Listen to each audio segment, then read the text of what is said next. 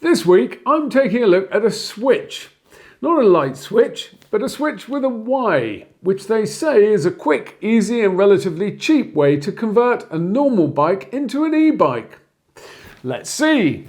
And don't forget, if you enjoy this review, do hit the subscribe button below.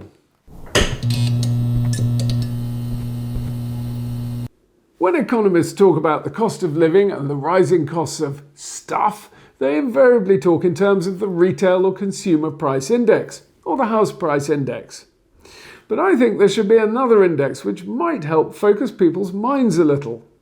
It's the cost of children, or cock as it will become known. In the 70s, when I was young, if it was a good year, my brother and I might have got a board game for Christmas. In today's money, that might have set my parents back £20 or £30. The problem is that no self-respecting child these days wants a board game, so you have to get them the latest PlayStation, which is £450 if you can get hold of one, or £450 billion on the secondary market on eBay. It's the same with school stuff. I think the most complicated piece of computer equipment I had at school was an abacus. I'm exaggerating, of course, it was an early calculator.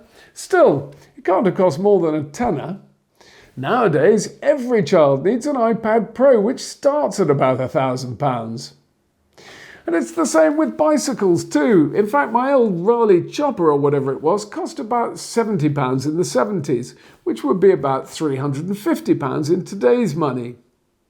Now, you can get a children's bicycle for less than that these days, but which child wants a bicycle? What they really want is an e-bike. And if you want one that actually goes further than the end of the street, you're looking at the best part of another £1,000. So all in all, when it comes to children, we're reaching almost Zimbabwean levels of inflation. Now, in an effort to keep the cost of running my own daughter from spiralling out of control, I stuck to my guns and bought her a normal bike a couple of years ago. That was fine for a while.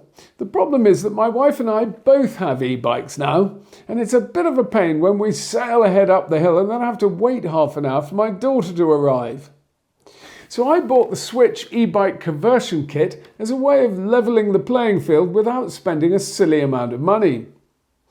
Now the Swytch conversion kit I bought does cost £1,250, but you can, as I did, buy them in advance for half price, and that makes a lot more sense. It should mean that my daughter can use her bike as normal for going down to the shop, but attach the battery when we're heading off into the hills. And here it is. Now in the box you get a new front wheel. And there's the electric motor in the middle. Then in this box there are a few other bits and pieces.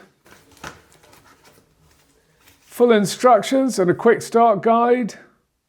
Then that's the handlebar mount, a pedal assist sensor and a charging plug. And then in this box must be the battery. Looking at the instructions, it looks fairly simple. Fit the motor wheel, fit the pedal sensor, fit the handlebar mount, and connect and go. What could be easier? Let's have a look at the slightly more detailed instructions. What's in the box? Tools required. So you will need an Allen key set, tyre levers. I've only got a couple of those, but throw in a screwdriver just in case I need a third. A bicycle pump, there we go, an adjustable spanner, a pair of scissors. I haven't got those, but standing knife should do. The first thing is to remove the tyre from your old bike, and if you have disc brakes you'll need to remove the disc too. Then pop the new tyre and the disc on your new Swytch wheel. And there we go. One Swytch electric wheel with the brake disc taken off the old bike. Well, that was quite straightforward to install, probably took me about 20-25 minutes. And that was including the time I spent trying to make sense of the instructions and faffing around trying to find the right Allen key. Now all I've got to do is pop it back on the bike and then attach the battery holder and the pedal sensor. The front wheels slip back in very easily, no problems there. Now it's time to fit the sensor. Now I have to admit, I have cheated here and I've already spent a good 15-20 minutes trying to figure out how you attach the sensor. And the problem is there are 4 different configurations depending on the type of bike you've got. And unfortunately, I seem to have the one bike in England which has a strangely shaped frame, which makes it rather difficult to attach this thing. But I think I've managed to figure it out now. And that there goes on the pedal there. And then you just attach a couple of cable ties. Now the next thing is you have this sensor here, which you stick to your cleaned frame. And that goes.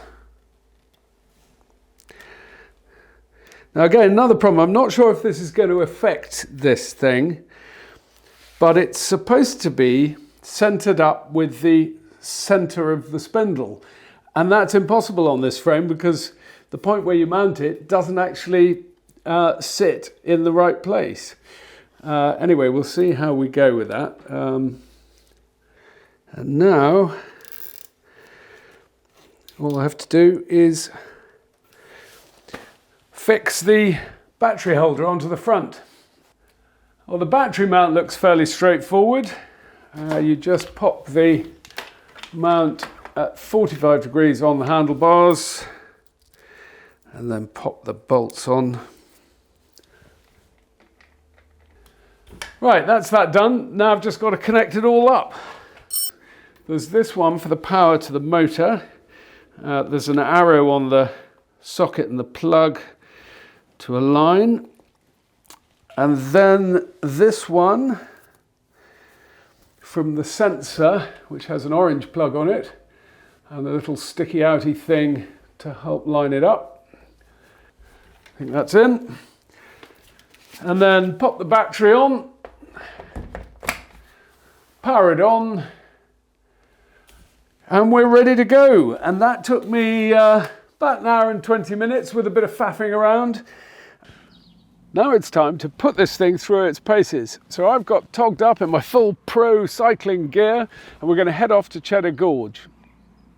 Our route took us from Cheddar to the lovely market town of Axbridge, then along the Strawberry Line, past a place called Winscombe, and then on to Yatton. Then it was time for a quick bite to eat at the Strawberry Line Cafe, where they do a great tuna melt if you're ever passing.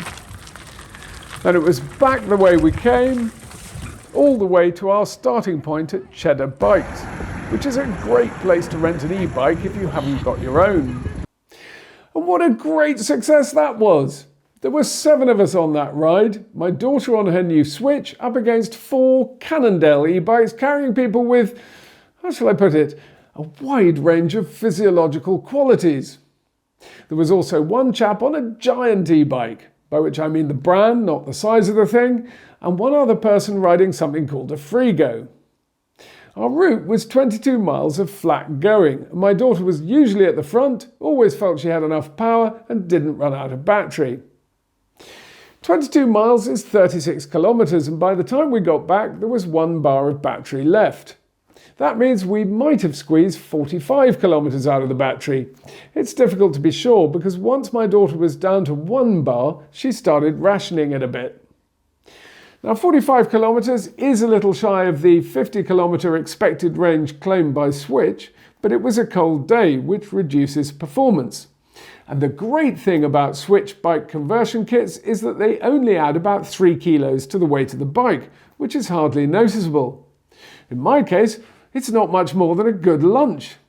So if you do run out of battery, it's not the end of the world. That's a real advantage over a normal e-bike. When they run out of battery, the experience is a bit like having a horse die underneath you.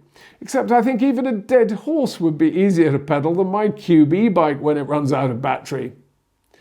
So the big question, should you buy one? Well, it depends, but there are 2 things for sure. The first is to pre-order. At full price, these things are just too expensive. Pre-ordered at half price, they make much more sense. The second thing is to buy the Pro rather than the Eco model. You'll never regret having a bit more range, especially if you're a fat man going up a hill on a cold day. If you're thinking about getting seriously into e-biking, these things probably aren't going to be for you, even at half price. You'd be better off buying a proper e-bike than converting your bicycle. Apart from anything else, you'll get better range. If you already have a bicycle and you just want to make a short commute into work a bit less sweaty, I think this is a great solution. Compared to normal e-bikes, the battery's really nice and portable and small enough to pop in a drawer when you get to work. Better still, if you have a child over the age of 14 who already has a bicycle, then a Swytch is a fantastic, relatively low-cost way to introduce them to e-bikes with a system they can transfer from one bicycle to the next as they get bigger. So if you know someone with teenage children or anyone who comes to work on a bicycle and is a bit smelly by the time they arrive, you might like to share this film with them. Otherwise, till the next time, I've been Arlo Guthrie. Bye-bye.